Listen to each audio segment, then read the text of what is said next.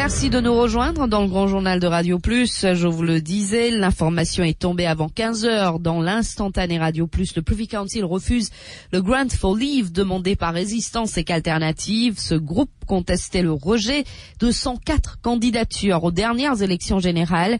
104 citoyens n'avaient pas déclaré leur appartenance ethnique lors de l'exercice de dépôt de candidature. Le Privy Council se la joue prudent en choisissant de ne pas se mouiller dans cette affaire qui relève d'une importance constitutionnelle capitale. Dans ce document justifiant le refus des Lords de se prononcer, deux raisons principales sont évoquées. Il serait inapproprié de donner un verdict pour l'instant. La Cour suprême de Maurice demeure l'instance qui doit statuer dans cette affaire. Dinesh Siari nous explique les raisons évoquées par le Privy Council. Deux raisons principales avancées par les Lords du Privy Council pour expliquer cette décision d'exprimer des réserves. Prononcer un jugement dans ce cas précis, selon eux, est inapproprié. Cette démarche permettra aux plaignants, Résistance et qu'Alternative, et au Bloc 104 de soulever de nouveau les aspects constitutionnels, et rien ne peut les empêcher d'avoir recours une nouvelle fois à la Cour suprême à Maurice. Dans ce document, les Lords expliquent que les plaignants eux-mêmes ont reconnu qu'il est trop tard pour contester les élections générales de mai 2010. La deuxième raison avancée, ce cas relève d'une importance constitutionnelle capitale et il n'est pas approprié de se prononcer dans de telles circonstances sans avoir l'opinion de la Cour suprême et de la Cour d'appel. Ces instances sont plus familières à l'histoire du pays, à l'évolution du système de vote et aussi aux réalités politiques à Maurice. Ces cours de justice sont dans une meilleure position comparée à eux. Un cas qui relève de tant d'importance serait mieux débattu à Maurice dans un premier temps. Deux raisons principales dans ce document rendu public cet après-midi expliquant les réserves des Lords du Privy Council.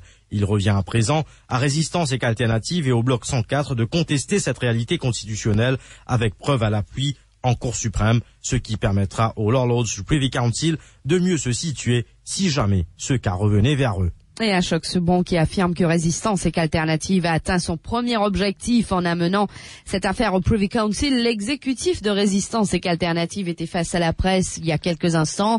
Ashok Subron affirme que cette décision représente un blâme pour tous les partis politiques traditionnels à Maurice. On écoute Ashok Subron. Lui représente un blâme pour les partis politiques traditionnels qui fait une refuse sans un système qui pas permet aux citoyens et les enfants de ce pays-là exercent le droit démocratique. C'est un blâme à sa parti politique qui fait régner dans Maurice post-indépendance dans les derniers 40 ans. Le combat qui nous a mené depuis 2005, c'est un combat pour créer une condition politique nécessaire pour soulever une conscience politique et une conscience anticommunale, faire des plus grands qui possible, grands idées, et nous allons dire que nous atteignons dans ce combat-là un premier objectif avec publication rapport Carcassonne qui vient donner raison, qui vient valide raisonnement qui toute nous l'équipe ici vient défendre dans les derniers 5-6 ans. Et Maître Rex Stéphane de son côté souligne que cette décision comporte des aspects purement techniques, mais il trouve une invitation indirecte du Conseil privé. Toutefois, la décision d'avoir recours une nouvelle fois à la Cour suprême à Maurice sera prise après un exercice de consultation. On écoute Maître Rex Stéphane. Ce jugement, c'est un jugement purement technique. Le Conseil privé ne se prononce pas sur le fond de l'affaire, naturellement, mais le Conseil privé également reconnaît qu'il y a un problème constitutionnel qui se pose. Quatrièmement, je dis, si ce problème-là n'est pas résolu au niveau politique, qui l'y disposer éventuellement, l'y attend à être appelé à se prononcer sur la question. Donc, nous, ayant une invitation directe et indirecte, sous-entendue dans le jugement, c'est une invitation qui nous envisage, considère très sérieusement. Nous, les hommes de loi, du point de vue juridique, nous avons gagné après toute consultation avec nos clients.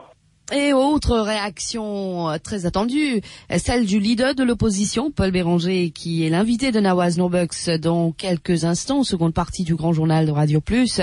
Le leader de l'opposition reviendra aussi sur chacune des principales propositions du professeur Carcassonne et de son équipe sur la réforme électorale. L'actualité politique sera l'autre gros volet de cet entretien.